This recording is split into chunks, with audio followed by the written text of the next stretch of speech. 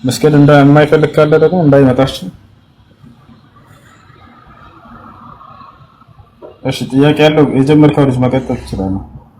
እሺ እኔ ሐዲስ ላይ ነውና እንድታስረዳኝ ነው። ሪያዱ ሷሊሂን 432 ላይ ጥያቄን ጠይቀኝ። አንዳችን ጥያቄህን ነው።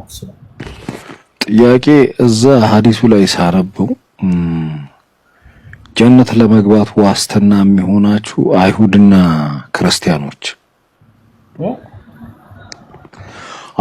ክርስቲያኖችም ይላል።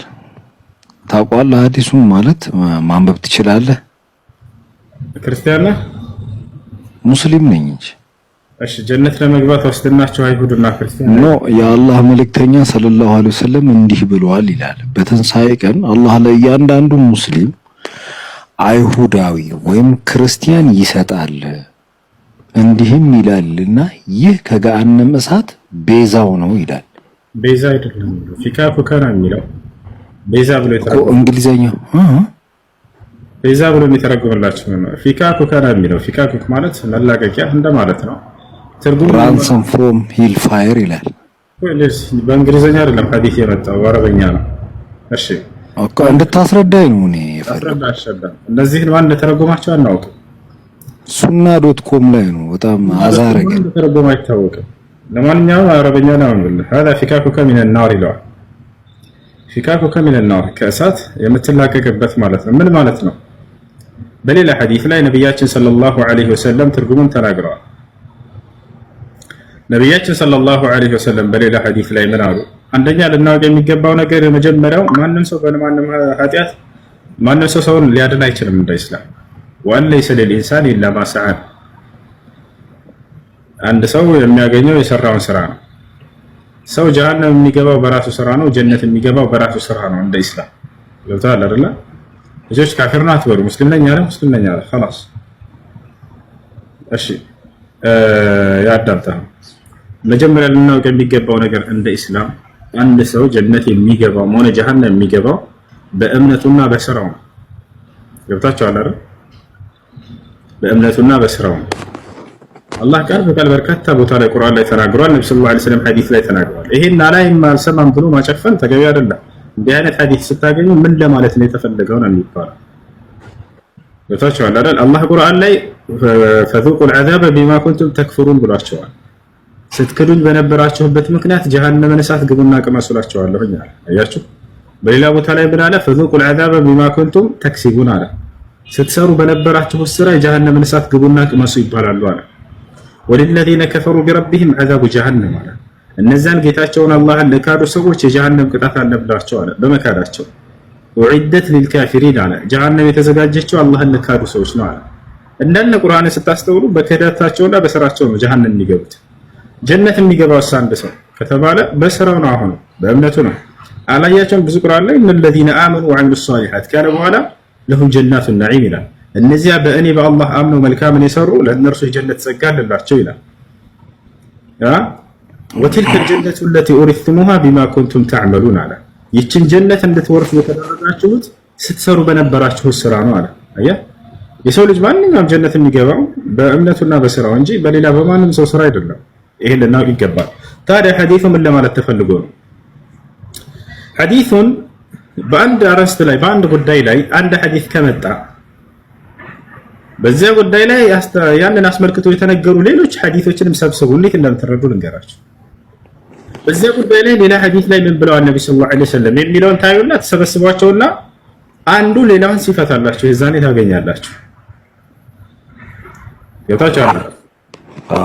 አልቁርአን ይፈሰሩ بالقرآن ቁርአን በቁርአን ይተረጎማል አይደለ? ልክ እንዲሁ ሐዲስን በሐዲስ ይተረጎማል። ሐዲስ ላይ የሆነ ትንሽ አሻሚ የሆነ ቃል ስታገኝ ጊዜ በዚያ አርዕስት ላይ ምን ሳይለያይ ማለት ነው በዚያ ጉዳይ ላይ ሊናገር የሚችል ሌላ ሐዲስ ስታገኝ ጊዜ ያኛው ይፈታል። ታዲያ ይህን አስመልክቶ የተናገሩት ሐዲስ አለው የነብዩ ሰለላሁ ዐለይሂ ወሰለም ከተባለ አዎ አለ። እሱም ምንድን ነው? ነቢያችን ሰለላሁ ዐለይሂ ወሰለም በአንድ ሐዲስ ላይ ተናገሩ። ምናልባት ሰምተው ከሆነ ይህን ሐዲስ ሰምታችሁት ከሆነ የቂያማ ቀን የሙስሊሞችን ወንጀል አላህ ያመጣና በአይሁድና በክርስቲያኖች ላይ ይጭንባቸዋል አሉ በሌላ ሐዲስ ላይ።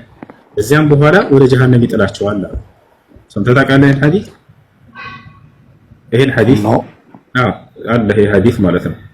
ነብያችን ሰለላሁ ዐለይሂ ወሰለም ሙስሊም ላይ ተናግረውታል። አንዳንድ ዑለሞች ይሄ ሐዲስ ስህተት ነው ቢሉም እንኳን ضعيف ነው የሚል አቋም ቢኖራቸውም እንደ ሷሂህ ነው በሚለው እንሂድ። አየህ ከዚያ ጋር የተያያዘ ነው። ይሄ አሁን ቅድም ምን ብለዋል? ይሄ ከእሳት መላቀቂያቸው ነው ብላቸዋል አይደል ሙስሊሞችን። አሁንም ነብዩ ምን አሉ? ነብዩ ሰለላሁ ዐለይሂ ወሰለም የሙስሊሞችን ኃጢአት ይወስድና አላህ በአይሁድና በክርስቲያኖች ላይ ይጭልባቸዋል፣ ከዚያም ወደ እሳት ይወረወራሉ ከሃዲያኖች ብሎ ተናግረዋል። አሁን ምን ማለት ነው? ሁለቱ አንድ አይነት ሐዲስ ናቸው። ሁለቱንም ሊፈታልን የሚችል ሌላ ሐዲስ ያስፈልገናል። ሌላ ሐዲስ ላይ ነብዩ ሰለላሁ ዐለይሂ ወሰለም ምን ብለው እንደተናገሩ በደንብ አዳምጡ። የሚፈታው ይህ ሐዲስ ነው።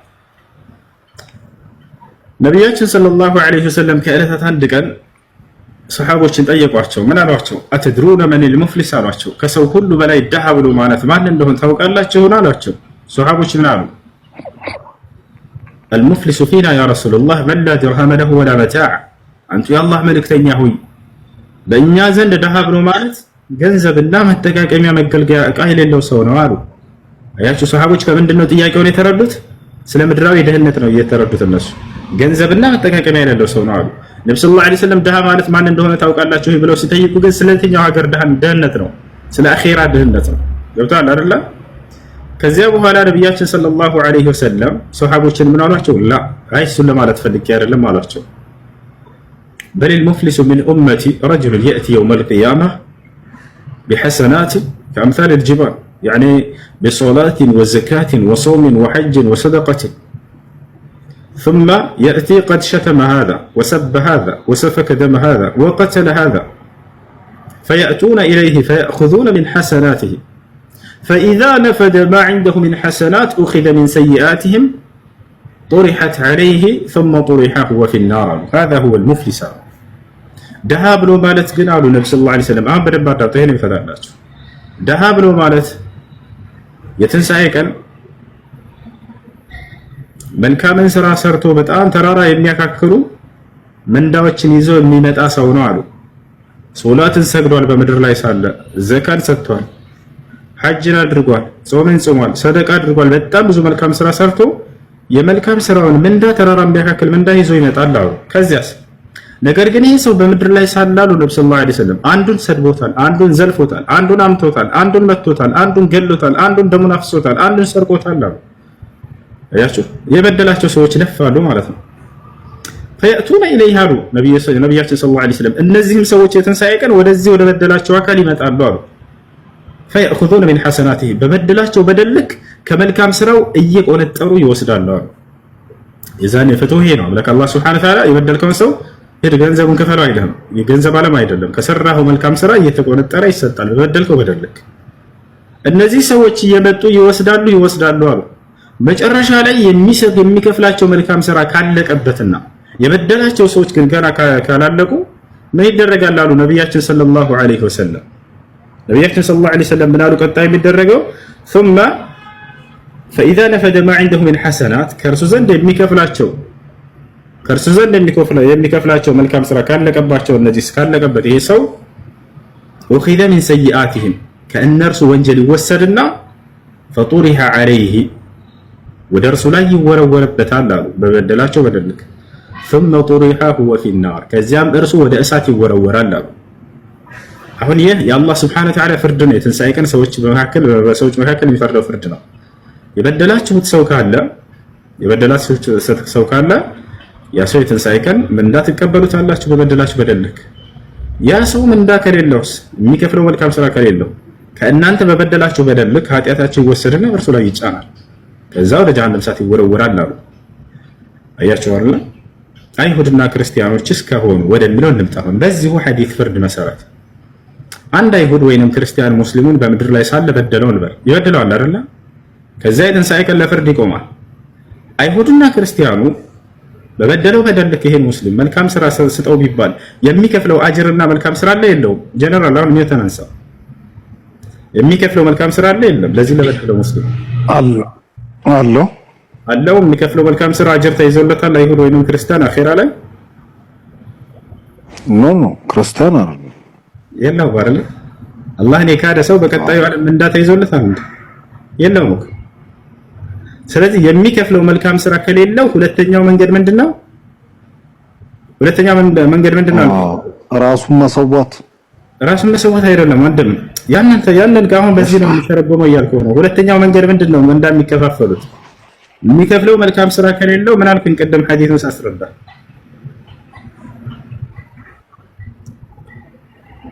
ከኔ ጋር አይደለም ማለት ነው። ለማንኛውም ነገር መልስ ነው የሚመልስ አንተ ጋር ነኝ እሱ ከኔ ጋር ብትሆን መልስ ነው የሚመልስ ነበር። እሺ ማንን የሚመልስ ገስት ላይ ካላችሁ ወይንም ኮሜንት ላይ የሚመልስ የሚከፍለው መልካም ስራ የለውም ይሄ አይሁድና ክርስቲያን።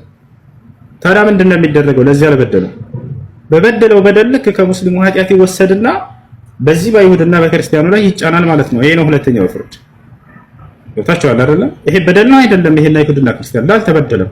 የሙስሊሙን ኃጢአት ተሸክመዋል ማለት እንችላለን እንዴ? አይደለም። በበደለው በደል ልክ በደሉን ነው ለዛ ለበደሉ ምንዳና የተሰጠው። ይሄ ነው ቅድም መስዋዕት ብለህ የጠየቀው። በዚህ መልኩ ነው ሐዲስ ላይ የገለጹት ነብዩ ሰለላሁ ዐለይሂ ወሰለም። ገብታችኋል አይደለ? ስለዚህ አሁን በበደለው በደል ልክ ለኃጢአት ይጫንበታል፣ ከዚያ ወደ ጀሃነም ይወረወራል አሉ። አሁን ይህ ሙስሊም ጀነት የገባው በዚህ በከሃዲ ምክንያት ነው ማለት እንችላለን እንዴ? በፍጹም አንችልም። ይሄ ከሃዲ ወደ ጀሃነም የገባው በዚህ በሙስሊሙ ኃጢአት ስለተጫነበት ብቻ ነው ማለት እንችላለን? አንችልም። ወተቻለ አይደል? የጀነት መግቢያ መሰረቱ ሙስሊሙ አማኝ መሆኑና መልካም ስራው ነው። የጀሃነም መግቢያው ከሃዲው ደግሞ መሰረቱ ምንድነው? ከሃዲ መሆኑ ነው፣ እንዲሁም ኃጢአትን ማድረጉ ነው። ያ ኃጢአት ይጫንበታል የተባለው በበደለው በደል ልክ ስለሆነ ነው። ገብቶሃል አይደል? እንጂ የሆነ ኃጢአቱን ወስዶለት እሱ እኛ ድነናል እናድናቸዋለን እንደዛ ማለት ነው። ኦኬ ሌላ ሰው አለ ወይስ በዛው ላይ ልቀጥል? እሺ እንዴት አንዱ የሌላን ኃጢአት ይጫንበታል? ከኔ ጋር ከነበራችሁ እስካሁን ትረዳላችሁ። አልተጫነበትም። ይሄ ሰው አንዱ የሌላውን ኃጢአት ሳይሆን የበደለውን በደል ልክ ምንዳ ዋጋ እየተከፈለ ነው። ዋጋ እየተከፈለ ነው። ይሄ ሰውዬ አማኙን በምድር ላይ በድሎት ከሆነ የዛኔ በቀጣዩ ዓለም የምትከፍለው መልካም ስራ አይኖርህም ከሃዲ ከሆንክ። ታዲያስ ምንድን ነው የሚደረገው? በበደልከው በደል ልክ ያንን በምድር ላይ ያለውን ይጫንበታል ይሄ ሰው ማለት ነው። ባይበድለውስ ቢጭንበት ይሄን ያደርግ አምላክ ወማ ረቡከ ቢዘላም ሊልዓቢድ እኔ ባሪያዬን የምበድል አይደለሁም አለ አላህ ሱብሓነሁ ወተዓላ። ባሪያዬ ሲል ጊዜ አማኙም ከሃዲውም ባሪያው ነው። ገብቶሃል አይደለ? ባልሰራው ስራ ይጭንበታል። በፍጹም አምላክ እንደዚህ በእስልምና አንዱ በሌላው ኃጢአት ላይ የሚቀጣበት ነገር የለም። ወላ ተዚሩ ዋዝረቱን ወዝረ ኡኽራ ይላል። ማንም ነፍስ የሌላን ነፍስ ኃጢአት አትሸከምም እያለ ቃል በቃል እየተናገረ ነገር ግን ስለበደለው ነው እንጂ ያንን ዋጋውን የተከፈለው ይሄ አካል ባይበድለው ኑሮ ያንን የሙስሊሙን ኃጢአት አንስቶ ከሃዲው ላይ ጫና አድርጎ ግባ ቢለው ዙልም ይሄ በደል ነው። አላህ ሱብሓነሁ ወተዓላ ይሄን አያደርግ። ይሄን እንደማያደርግ በርካታ ቦታ ላይ ይነግራቸዋል። እሺ ስለዚህ ይሄ ሐዲሱ አጠቃላይ ሙስሊሞችና አይሁዶችን ያማከለ ሳይሆን በበደለኞች በተበዳደሉ ሰዎች መካከል የሚደረግ ፍትህን ነው የሚያሳየው። አይዋ እሱ ነው። ነገር ግን ለናሙናነት ያክል የሆነን አካል ሊያነሳ ይችላል ኢስላም። ልክ ለምሳሌ ከሃዲያኖች ብሎ ሊያነሳ ሲፈልግ የሆነን ከሃዲ ክፍል ሊያነሳ ይችላል። ሌላውን ከሃዲ አይመለከትም ማለት አይደለም። ልክ ይህ ሐዲስ ሌላ ምሳሌ ልስጥህ። ነቢያችን ሰለላሁ ዐለይሂ ወሰለም ምን አሉ? ማ ሚን መውሉድን ኢላ ወዩለዱ ዐለል ፊጥራ ፈአበዋሁ ዩሀውዳኒሂ አው ዩነስራኒሂ አው ዩመጅሳኒሂ አሉ። ማንም የሚወለድ ህፃን ልጅ የለም ሙስሊም ተደርጎ የሚወለድ ቢሆን እንጂ አሉ። ከዚያ ቀጥለው ምን አሉ? ነገር ግን ከተወለደ በኋላ ልጅን አይሁድ ከሆኑ አይሁድ ያደርጉታል፣ ክርስቲያን ከሆኑ ክርስቲያን ያደርጉታል እንጂ ያ ልጅ ብለው ተናገሩ። ኦኬ ሌላ እምነት እስከሆነ ሂንዱይዝም ሆኑ ለምሳሌ ወላጆቹ ምን ያደርጉታል ማለት ነው? ሂንዱይዝም ያደርጉታል ማለት ነው አይደል? አዎ ሂንዱይዝም ለናሙናነት ያክል የሆነን ክፍል ሊያነሱ ይችላሉ። ነብዩ ሰለላሁ ዐለይሂ ወሰለም ሌላውን ያጠቃልላል ማለት አይደለም፣ ሁሉንም ያጠቃልላል። ስለዚህ አማኝም ቢሆን ቅድም እንዳልኩ አይሁድና ክርስቲያን ብቻ ሳይሆን አማኝ ለአማኝ ተበዳድሎ ከሆነ የትንሣኤ ቀን እንዴት ነው ፍርዱ የሚሆነው? የሚከፍለው መልካም ስራ ካለ ይሄ አማኙ ለዚያ ለበደለው ይከፍላል። ከሌለውስ ኃጢአቱ ይጫንበታል ከአማኙ ለአማኙ ማለት ነው። በምን ምክንያት? ስለበደለው ማለት ነው። አይደል? ኦኬ ስለዚህ እኔና አንድ አይሁድ ወይም ደግሞ አንድ ካፊር በህይወት ዘመናችን ውስጥ ካልተገኘን ድረስ ካልተገናኘን ካልተበዳደልን ይሄ ሐዲስ እኔና እሱን አይመለከትም እንደማለት ነው አይደል? አይመለከትም። ስለምን? አዎ አይመለከትም። ካልበደለ በፍጹም አትገናኙ።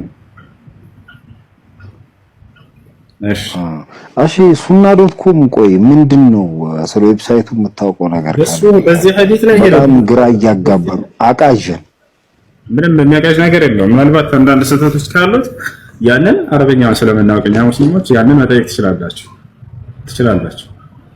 እሺ አሁን ትርጓሜው እንደተረዳው አንዳንድ ትርጓሜዎች ላይ የተሳሳተ ትርጓሜ ሊተረጉም ይችላል። ማን እንደተረጎመ አናውቅም ማለት ነው። ማን እንደተረጎመ አይታወቅም።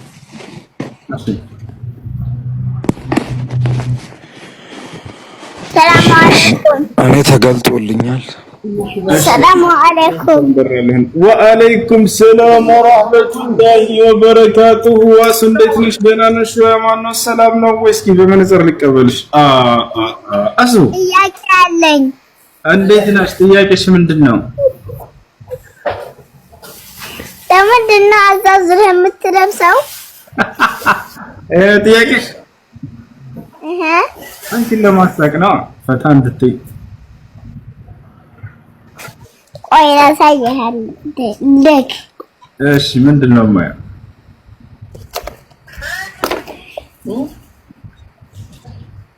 እስኪ ቆይ፣ እስኪ ትልቁ ላይ ላድርግሽ እና እንደዚህ እስኪ ያለ አይደል? እንደዚህ አይደለም የሚለበሰው። እንደዚህ ነው የሚለበሰው። የእናትሽን መነጽር ይዘሽ መጣሻ። ሰፍተሽ እኮ መነጽሩ የራሴ እኮ ነው፣ የእናቴ አይደለም። አንቺ ልክሽ እኮ አይደለም፣ በጣም ትልቅ ነው እሱ። አይደለም። እሺ እንዴት እንደሚለበስ እሺ እኔ እናስተካክለው። አሱ እንደዚህ ነው የሚለበሰው። አይደለም፣ እንደሱ አይደለም። እንደዚህ ነው አይደለም። እሺ እንደዚህ ነው አይደለም። እና እንዴት ነው? እንደዚህ አድርግና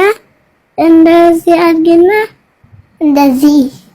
አሁን በቃ ገባኝ። እንደዚህ ነው። አዎ። አመሰግናለሁ። ቁርአን ክርስቲያሱ አሁን ጥያቄ ልንገርህ። ነገ ጾም እንጾማለን፣ ባባና ማማ ጾም እንጾማለን ብለውን ከዛ በኋላ ለምን እንጾማለን? በጣም ጥሩ ጥያቄ። አሜሪካ ነው ያለችውና ነገ ነው የነሱ ጾም የሚጾሙት እና እንዴት ነው ለምንድን ነው የምንጾመው እያለች ነው። የነገው ጾም የዓረፋ ጾም ይባላል። ነብዩ ሰለላሁ ዐለይሂ ወሰለም ሐዲስ ላይ ምን አሉ መሰለሽ? صيام يوم عرفة يكفر السنة الماضية والآتية له. وفي رواية أخرى قال النبي صلى الله عليه وسلم صيام يوم عرفة أحتسب على الله أنه يكفر السنة الماضية والباقية له. የዓረፋን ቀን መጾም ያለፈን የአንድ ዓመት ወንጀልና ወደፊት የሚመጣን የአንድ ዓመት ወንጀል በአጠቃላይ የሁለት ዓመት ወንጀል ያስምራል አሉ። እንግዲህ መልካም ስራን በሰራ ቁጥር ሰው ከአምላክ ከአላህ ዘንድ ምንዳን ያገኛል። ምንዳው ምንድነው ከተባለ የኃጢአት ምህረት እንዲሁም ደግሞ ከፍ ያለን ምንዳን በቀጣዩ ዓለም ላይ መጎናጸፍ እርሱን ያገኛል።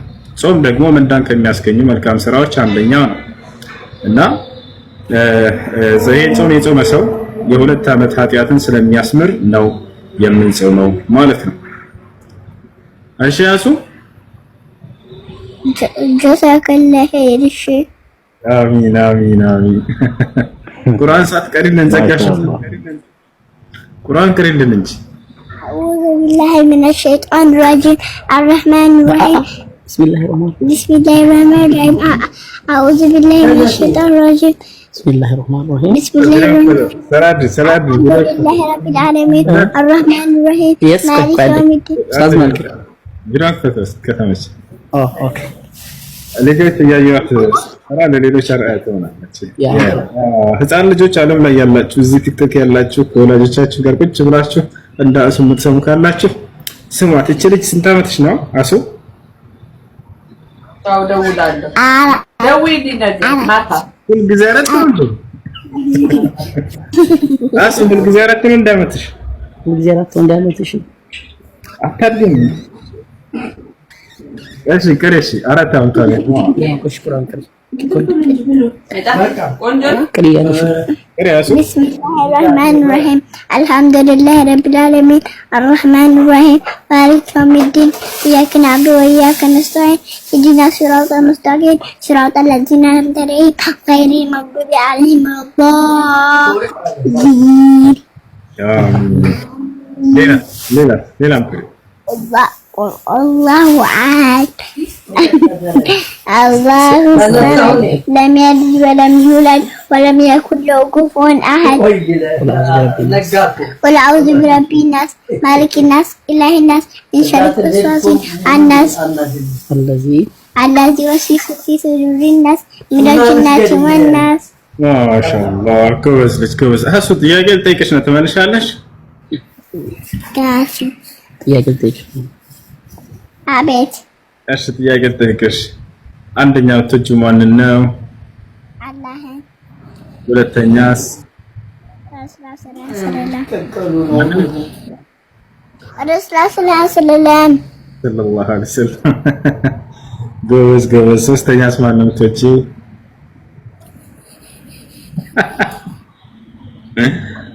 እሺ አንደኛ ኸሊፋ ማን ነው? የመጀመሪያው ኸሊፋ ማን ነው? ኸሊፋ ማን ነው? አቡበክር ሰዲቅ። ሁለተኛስ? አቡበክር ሰዲቅ ዑመር ረዲየላሁ ዐንሁ። ሶስተኛስ? ጎበዝ። ዑስማን ረዲየላሁ ዐንሁ። አራተኛስ? አሊ ረዲየላሁ ዐንሁ። ጎበዝ ማሻአላህ። አሱ አቤት። አላህ የት ነው ያለው? ከአርሽ በላይ።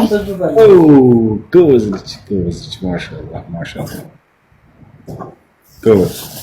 ቁርአን ቅሪ፣ እስላማዊ ትምህርቶችን አዳምጪ፣ እናትሽና አባትሽን ታዘዢ። እሺ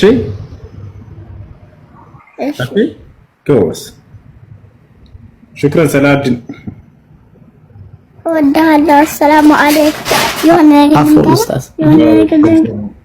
አደም በዲቪስ ኦኬ የሆነ ነገር ነገረሽ? እሺ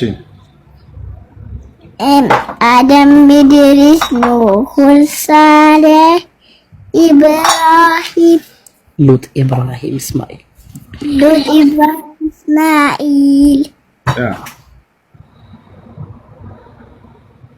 ጎበዝ። ነቢያቶችን እየነገረችን ነው። ማሻአላህ ሽክረን። እሺ ሽክረን አቡሊ ሲል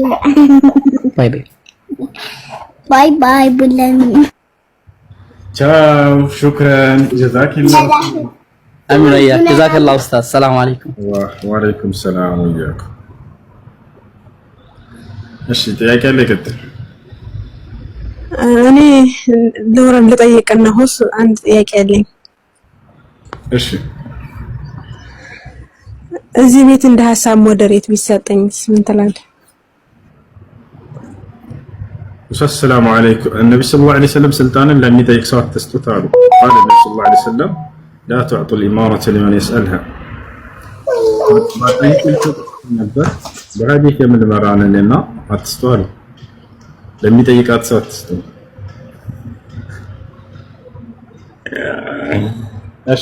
እሺ ጀዛከላህ ጨርሻለሁ።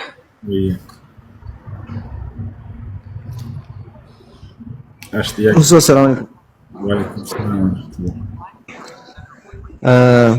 ሴት ልጅ ከሀገር ወጥታ ስራ መስራት እንዴት ይታያል? እሺ እንደ ኢስላም የማስተዳደር ኃላፊነት ያለበት ባል ነው፣ ሚስት አይደለችም። እንደ ኢስላም የማስተዳደር ኃላፊነት ያለበት አባት ነው። እንደ ኢስላም ማስተዳደር ያለበት ወንድም ነው። ሴት ልጅ እስከተባለ ሴት ልጅ ሰርታ ታምጣ አልተባለም በፍጹም። ሴት ልጅን እንድትደክም እንድትለፋ አይደለም። አላህ ሱብሓነሁ ወተዓላ አደምን ገና ሲፈጥረው ለሰው ልጆች አባት መጀመሪያ የመስራትና የመድከም ኃላፊነት በአንተ ላይ ነው የማደርገው ብሎታል። فقلنا يا آدم إن هذا عدو لك ولزوجك فلا يخرجنكما من الجنة فتشقى. آدم قال إن هذا عدو لك ولزوجك قال الجنة يسكبه ይሄ ሰይጣን እናንተና ለሚስትህ ጠላታችሁ ነው አለ። فلا يخرجنكما من الجنة فتشقى ከጀነት እንድትወጡ እንዳደርጋችሁ ከኔ ትእዛዝ ወስሶ ከወጣችሁ አንተ ትለፋለህና ነው። መልፋትን መድከምን ጥሩ ግሩ መስራት ማብራት ያለበት አባት እንደሆነ ባል እንደሆነ ገና ከሰዎች መጀመሪያ አረፍትና ይሄን አላህ Subhanahu Wa Ta'ala ሳውቆታል። የሰው ልጅ የመጀመሪያው ሰው ዛሬ ላይ ግን ተቃራኒ ሆኗል። ንظامው ስርዓቱ ተቀይሯል። ሚስት የውጭ ጉዳይ ሚኒስቴር ሆናለች። ባል የውስጥ ጉዳይ ሚኒስቴር ሆኗል። ቁጭ ብሎ እሱ ቤት ተቀምጦ ሚስት እየሰራች ትልካለች። ለዛሬ ስንት ገብቷል እያለ እየጠየቀ ጓደኞችን ከዛ በኋላ የምትሰራው 2000 ድርሃም ወይ 2000 ሪያል ከሆነ አሁን 42 ብር ገብቷል፣ 42 ገባል፣ 43 ገባ፣ ያንድን ይመታዋል። ከዛ ገንዘብ አምጪ ይላታል። የት አደረግሽው? በኔ ኒካሰር ነሽ እኮ ማምጣት አለብሽ። እሱ ሴት ልጅ ታስተዳድር አልተባለም በቁርአንም ሆነ በሐዲስ ላይ ወጥቶ የለም። ሰርቶ ማስተዳደር ያለበት ባል ነው። ያ ጀማዓ አላህ በቁርአን ላይ ምራላ الرجال قوامون على النساء ወንዶች የሴቶች አስተዳዳሪዎች ናቸው አለ። ባል ሚስት አይደለም ያለው። ወንድ በጥቅሉ እንደው አባትም ሆኖ እሱ ነው ሊያስተዳድር የሚገባው፣ ባልም ሆኖ እሱ ነው ሊያስተዳድር የሚገባው። ወንድምም ከሆነ እህቱን ማስተዳደር ያለበት እሱ ነው። አላህ ዝም ብሎ በከንቱ ይመስላችኋል? ለወንድ ልጅ አንድ የሚደርሰው ለሴት ልጅ አንድ ሁለት የሚደርሰው ለወንድ ልጅ ግማሽ እጥፍ የተሰጠው ሁለት እጥፍ ለወንድ ይሰጣል፣ ለሴት ግማሽ ይሰጣል። ለምን? ዝም ብሎ በከንቱ አይደለም። እህቱን የማስተዳደር ኃላፊነት ስለተጣለበት ነው። ያ ግማሹ የሱ ሲሆን ግማሹ ደግሞ እህቱ የሆነ ነገር ብትሆን ልክ እንደ ኢንሹራንስ ወሰዱት። እንደ ምሳሌ ማለት ነው። ኢንሹራንስ ይቻላል እያልኩኝ አይደለም። እንደዛ ብላችሁ ወሰዱት። በእህቱ ላይ ኃላፊነት ስለተጣለበት ነው ግማሹን እጥፍ ተደርጎ የተሰጠው። ለዘከር مثل حظ الانثيين የተባለው ታቻለ አይደል?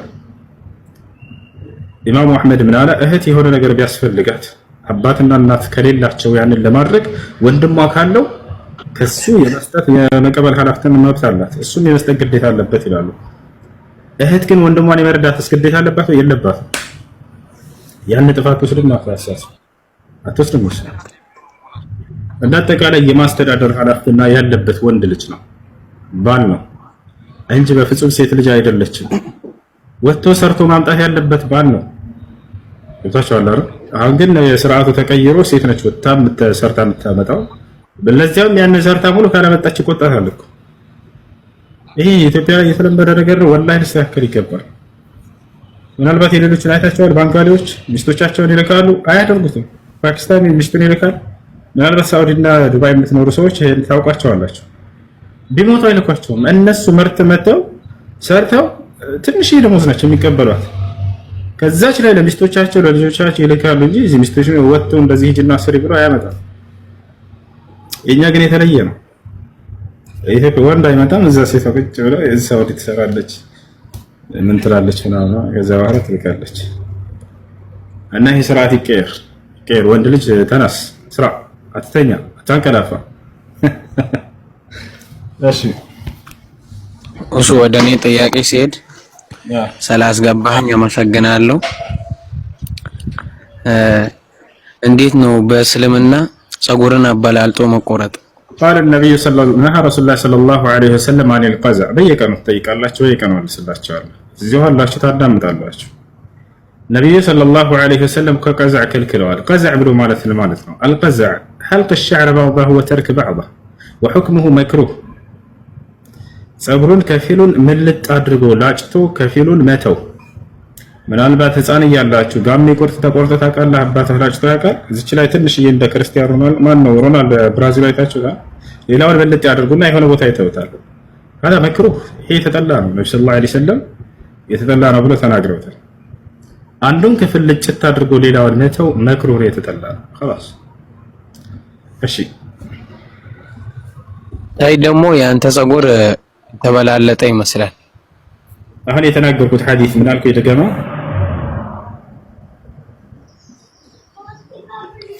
መክሩህ ነው የተጠላ ነው ያልከኝ። ሁክሙን ሳይሆን እሱ ሁክም ነው ያዳመካር ለማለት ነው። ሐዲሱ ምን ይላል? አንዴ ደጋመልኝ እስኪ። ከኔ ጋር አይደለም ግን እኔ ጋር ነህ። እዚህ ጋር አንተ ሐዲሱ ጋር ግን አይደለም። قال النبي صلى الله عليه وسلم نهى رسول الله صلى الله عليه وسلم عن القزع يا الله ملكتኛ ነብዩ صلى الله عليه وسلم ከቀዝዕ ከልክለዋል። ቀዝዕ ማለት حلق الشعر بعضه وترك بعضه የፀጉሩን ከፊሉን ላጭቶ መልጥ አድርጎ ከፊሉን መተው። ያ የኔ ጸጉር ግማሹ ልጭት አድርጌ ግማሹን ከተውኩት ወይንም ያንተ ወይንም የማንኛውም ሰው ሊሆን ይችላል። ይሄ መክሩህ ነው። ይሄን አላደርግም። አይ ለጥያቄ አለ? አይ እሺ፣ አንተ ኖርማል ነው አሁን የተቆረጥከው?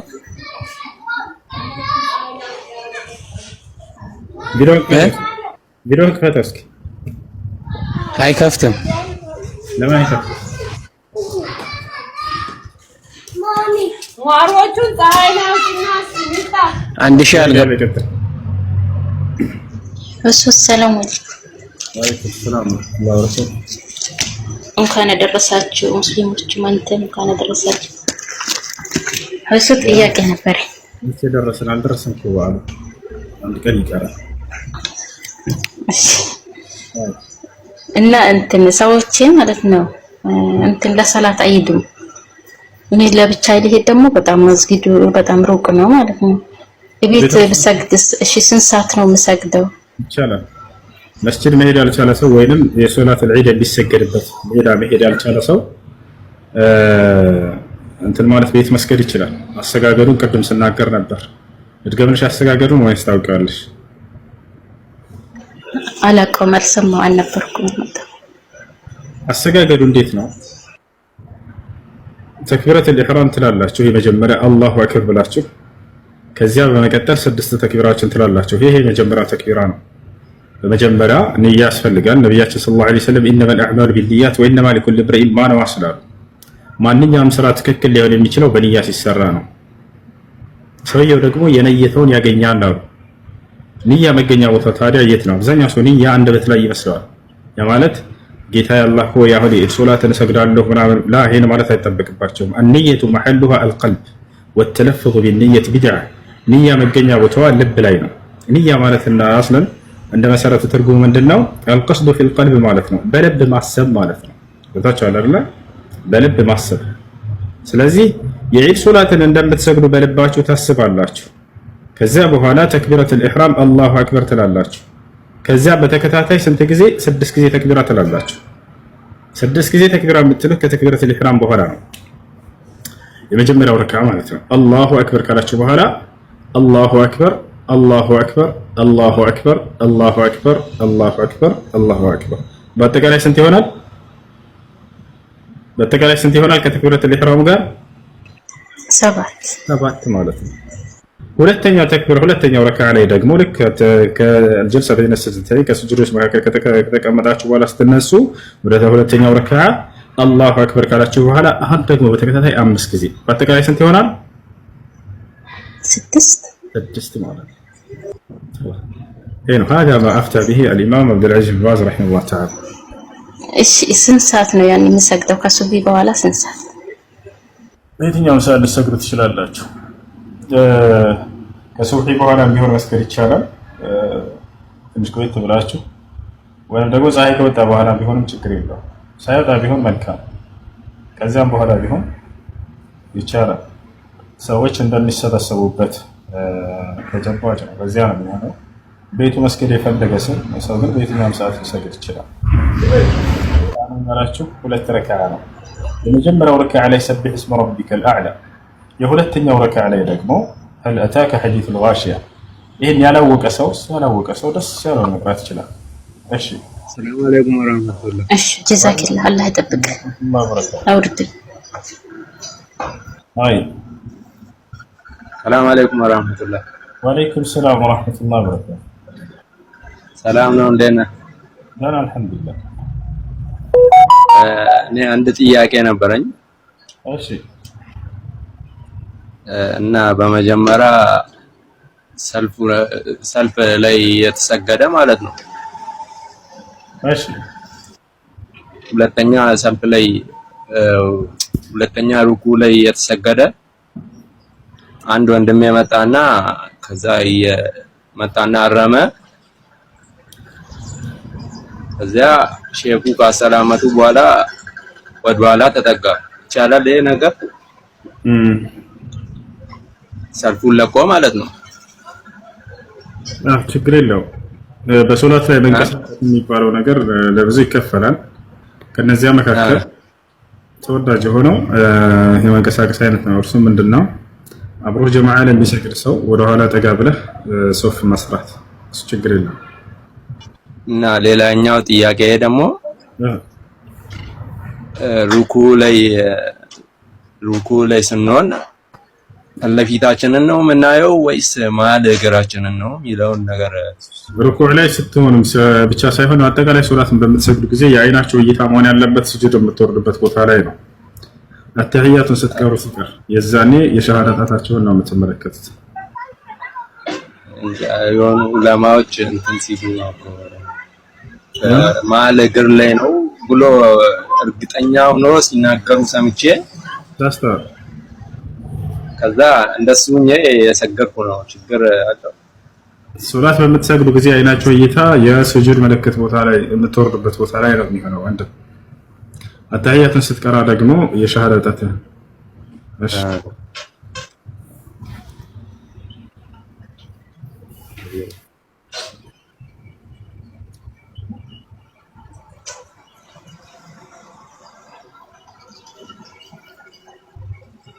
እሺ የቀላችሁ የገባችሁ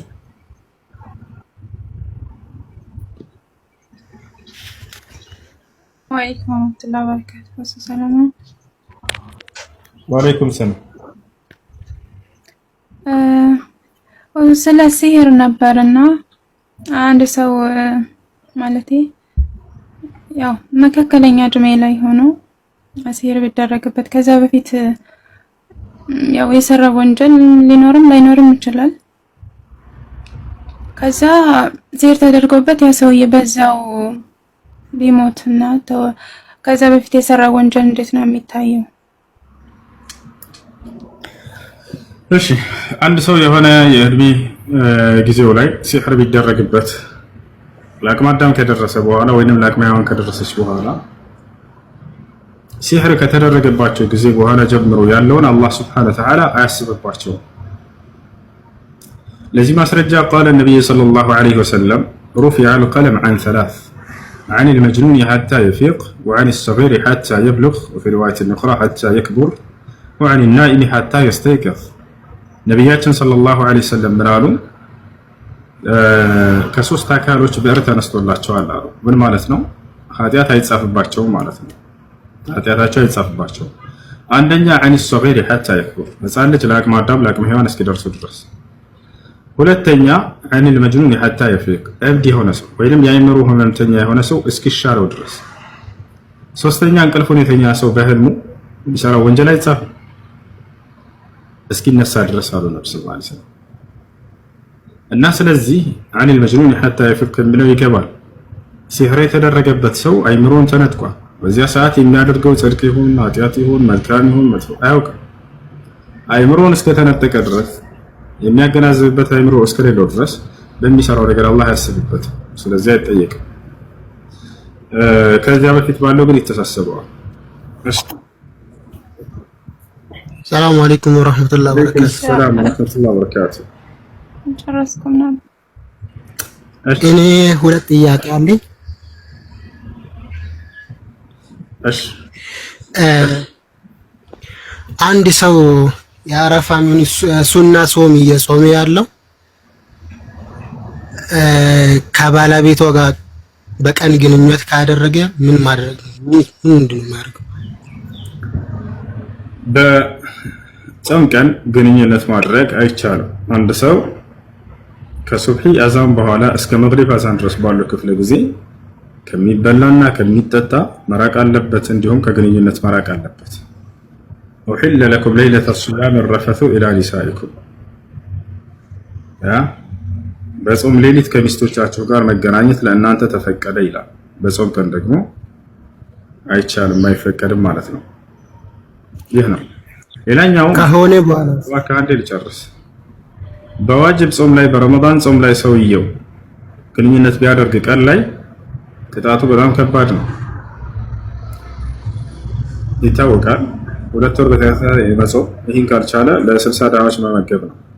ባሪያ ነፃ ወጣ የሚለው በዚህ ዘመን ስለሌለ ማለት ነው።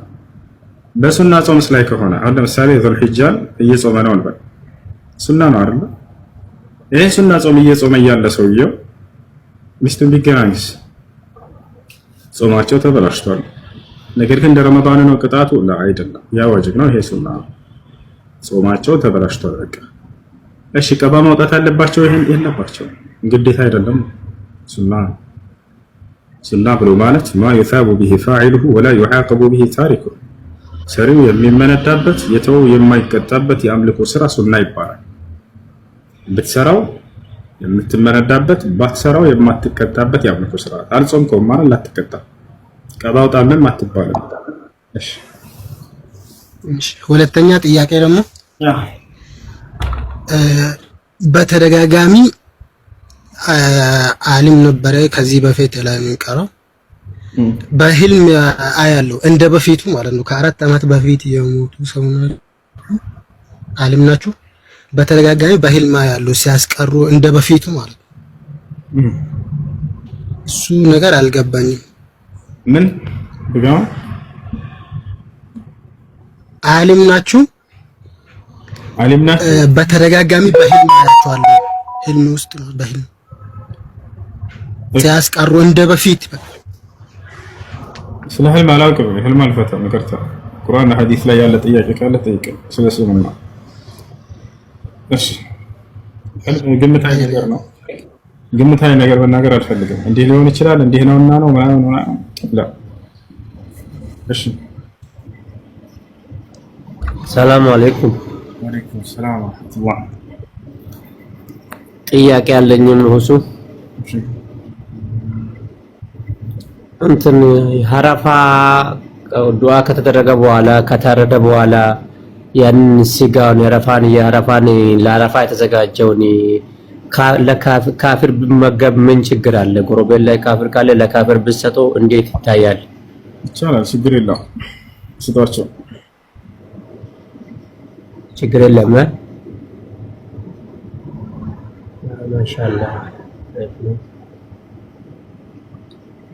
ሰላም አለይኩም ወራህመቱላሂ ወበረካቱ። ወአለይኩም ሰላም ወራህመቱላሂ ወበረካቱ። አንድ ሁለት ጥያቄዎች ነበሩኝ መጠየቅ ይቻላል?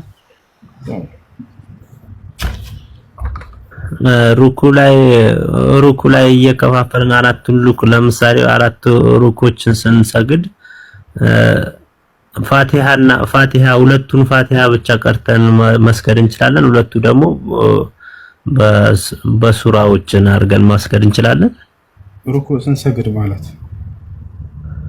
ለምሳሌ አሁን በመጀመሪያዎቹ ሩኮች በፋቲሃና በሱራ አድርገን እንሰግዳቸዋለን አይደለ?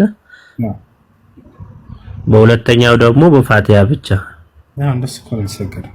ዙህር ሶላትና ዓስር ሶላት፣ ዓኢሻ ሶላት እንደሱ ነው የሚሰገዱት። ከዛልክ المغرب ከተህያቱ በፊት ፋቲሃና ከፋቲሃ በኋላ ሌላ ሱራ ትጨምራለህ። ከተህያቱ በኋላ ደግሞ ፋቲሃን ብቻ ትቀራለህ።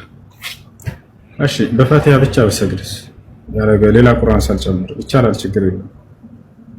ምክንያቱም ከፋቲሃ በኋላ የምንጨምረው ቁርአን በሶላት ላይ ህክሙ ምንድነው? ሱና ነው። ሱና ምን ሱናን ሶላት ውስጥ ከሚፈጸሙ ሱናዎች መካከል ሱና ነው። ብትጨምር አጅር ታገኛለህ፣ ባትጨምር ሶላት ትክክል ነው፣ አይበላሽ። ፋቲሃን ብተውስ ያለ ፋቲሃ ብሰግድ ያ ይቻላል። ምክንያቱም ፋቲሃ ከአርካኑ ሶላት፣ አርካኑ ሶላት ደግሞ ግዴታ መፈጸም አለባቸው። ካልተፈጸመ ሶላቱ ይበላሻል። አውቀው ብሎ ከተወሰኑ ነብዩ ሰለላሁ ዐለይሂ ወሰለም ምን አሉ? ላ ሶላተ ሊመን ለም የቅራ ቢፋቲሐቲል ኪታብ፣ በሶላቱ ላይ ሱረቱል ፋቲሃን ያልቀራ ሰው ሶላት የለውም። እሺ ሁለተኛ ጥያቄ ደግሞ አሁን ስትናገር ሰምቼ ነበርና ከኢድ በፊት ሱቢ ሰላት ፈርዱን ግዴታ መሰገድ አለበት ማለት ነው? በሁለቱም ያስኬዳል፣ ችግር የለውም ወንድም። ኦኬ ኢዱ ብቻ መስገድ ነው? ሁለቱንም ፈርድ ማለት የትንና የትን? እሱን መለስክልኝ። አሁን ከኢድ በፊት ሱቢ ሰላት መሰገድ አለበት ፈርዱን ግዴታ? ሱቢ ሶላት ፈርዱ መሰገድ አለበት ግዴታ ነው እሱ። እሺ ሹክራን። ሰላም አለይኩም ወራህመቱላሂ ወበረካቱ። አለይኩም ሰላም። አንድ ሁለት ጥያቄዎች ነበሩኝ። የመጀመሪያው ጥያቄ አሁን ጸጉር እና ጥፍራችን ከእርድ በፊት ሱቢ እዚህ ሆነን እኛ ከሰገደን በኋላ ጥፍራችን ብንቆርጥና እንትን ብንል እርዱ እዛ ኢትዮጵያ ላይ ይቆያል። እዚህ በሰገድነበት ሀገር እኛ ጸጉራችን ጥፍራችን ብንቆርጥ ችግር አለው? ሁለተኛው ጥያቄ ቁርአን ስንቀራ ማስታወሻ በስክሪፕቶ አንዳንድ ሰዎች በስክሪፕቶ ይይዛሉ ትርጉሙን ማለት ነው። እሱስ እንዴት ይታያል? እሺ የውጥያ ማን ነው? እርድ የሚያርድ ሰው እርዱ ከታረደ በኋላ ነው ጸጉሩን የሚቆረጠው። በየትኛውም ሀገር ልትሆን ይችላል። ነቢያችን ሰለላሁ ዐለይሂ ወሰለም ምን አሉ? إذا دخل عشر ذي الحجة وأراد أحدكم أن يضحي فلا يأخذن شيئا من أظفاره وشعرها. አስርቶቹ የዙል ሒጃ ቀናቶች በገቡ ጊዜ ከእናንተ አንዳችሁ የውጥያን እርድ አርዳለሁ የሚል እቅድና ዓላማ ያለው ሰው አደራ እርዱ ሳይታረድ በፊት ጸጉሩን እንዳይላጭ ጥፍሩ እንዳይቆርጥ አሉ።